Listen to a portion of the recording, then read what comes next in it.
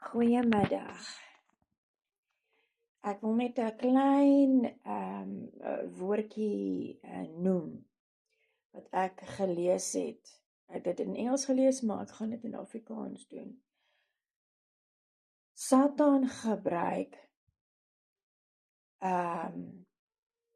gebrek aan kennis om dinge oor te gooi in boosheid in. Omdat mense nie die woord lees nie, omdat mense die woord nie bestudeer nie, omdat mense nie die woord leef nie. Nou gaan mense en hulle glo enige woordjie wat enige iemand vir hulle sê, aan hulle meedeel. En hulle dink dit is die waarheid, want dit klink verskriklik baie asof dit die waarheid mag wees.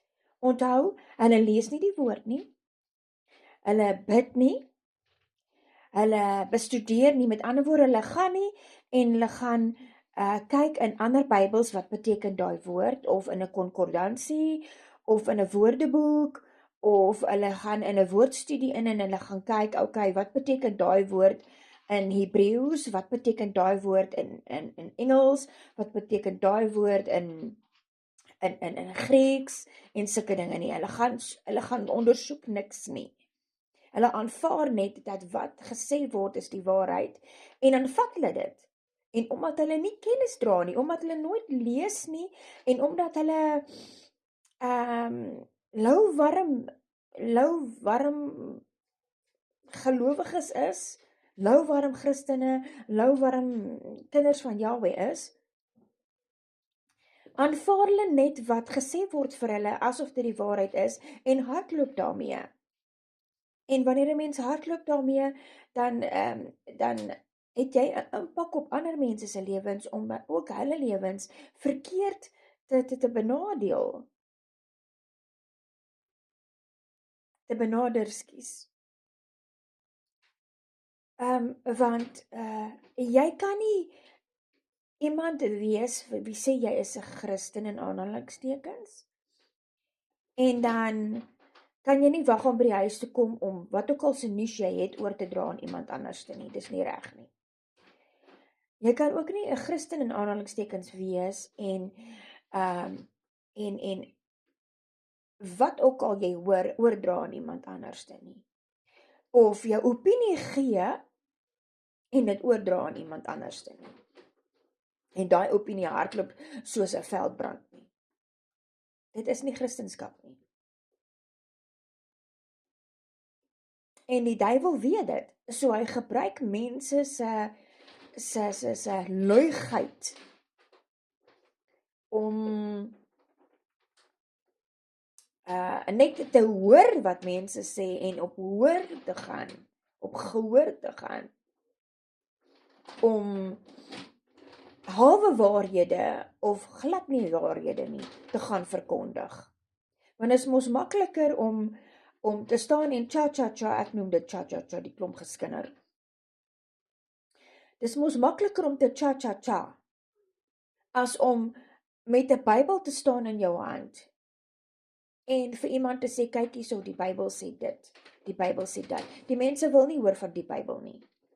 Maar praat jy oor die iemand of daai iemand en jy sê, o, daai een is so, daai een is sis, daai een is so, daai een is sis, o, dan het jy almal se aandag. Maar die moment wat jy praat oor die Bybel en wat die Bybel sê, wat jy moet en nie moet doen nie, en, dan stel niemand belang nie. Want dit is nou maar net so. Dit is nie reg nie. Die mense het afvallig geword. Hulle harte het koud begin raak. Baie se harte is reeds koud. Want hulle wil absoluut niks weet van die Bybel nie. In 'n sondige mens se hart, se lewe, is om opreg te wees, om regverdig te wees, om rein, heilig en skoon te wees. is 'n moeilike pad. Dis 'n baie moeilike pad om te volg. En mense stel nie daarin belang nie, want hulle soek dinge maklik.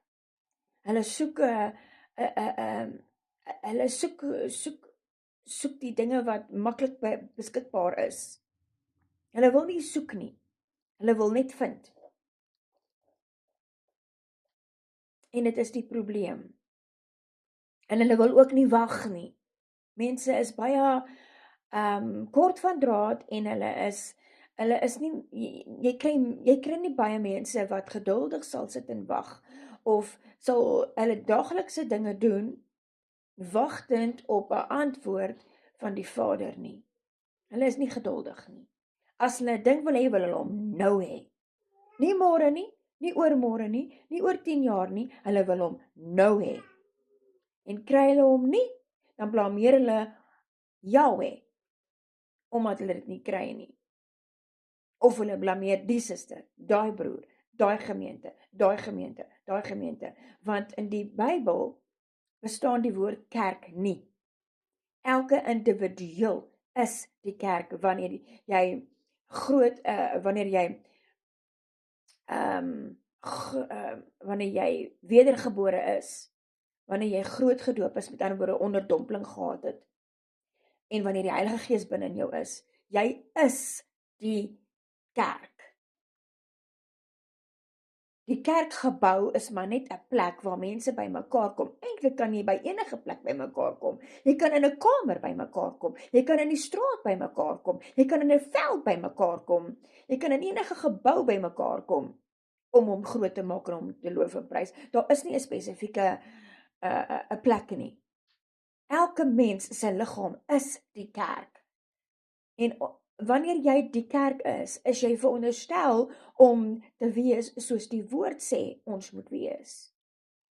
Uitverkore, skoon, rein, heilig, regverdig, barmhartig, vredelievend. Die vrugte van die Gees moet mens dra. Maar nou doen mens dit nie. Hoekom?